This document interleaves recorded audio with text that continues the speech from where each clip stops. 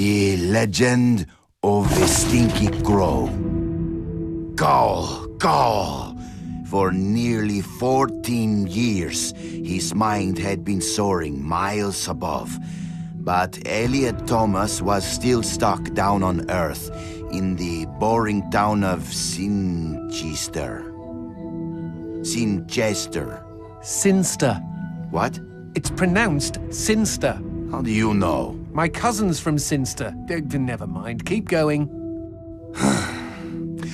Alone in his treehouse, he glued feathers to his wingsuit, readying himself for the day he would join the Phoenixes and Quetzalcoatlus in the sky. "Dinner time," cried his mother from their house across the yard. Elliot sat at the center of the table. A TV dinner was challenging his BO as the dominant smell in the room.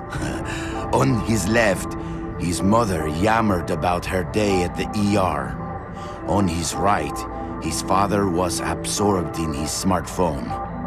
As for Elliot, his eyes were fixed on the ceiling fan, the most fascinating personality within a 10-foot radius.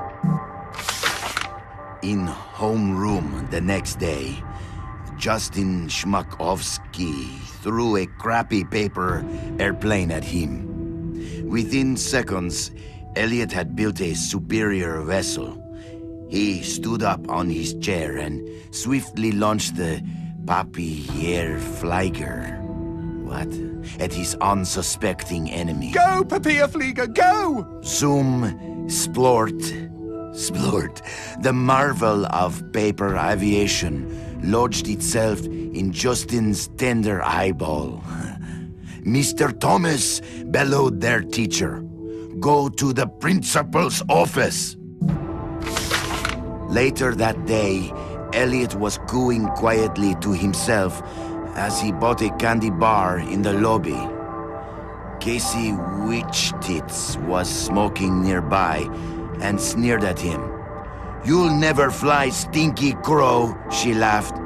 "Why don't you go jack off to some bird porn? I bet you do more fapping than flapping." Hey, that's pretty good. "Fuck you!" screeched Elliot as he ran for the door. It was dark out by the time Elliot meandered home.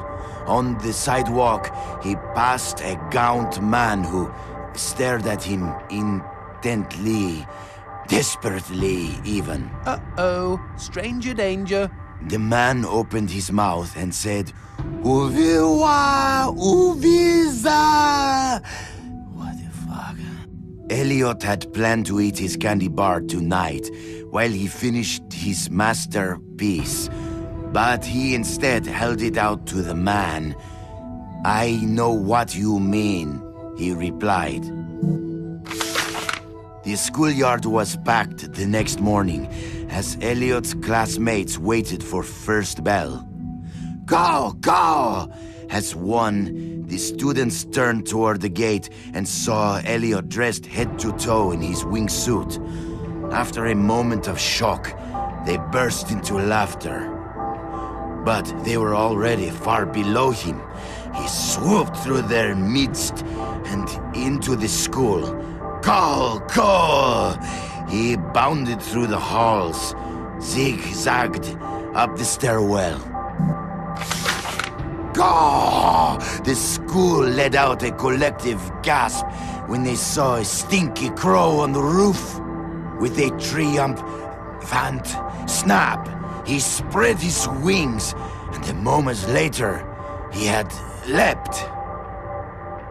The next 2 seconds were the most beautiful of Elliot's entire life. He could feel their eyes upon him. He was flying, and their awe was keeping him aloft. 10 minutes later, as guidance counselors wiped bits of Elliot off sobbing students, and the police struggled to piece together the story you are reading now, Elliot's teacher looked down at the wreckage of the boy on the pavement and never forgot what he saw. One bloody hand had formed a peace sign. The other was giving him the finger. It's like an Alanis Morissette song. The end. Okay, lovely. I don't think I'll sleep for weeks. Kid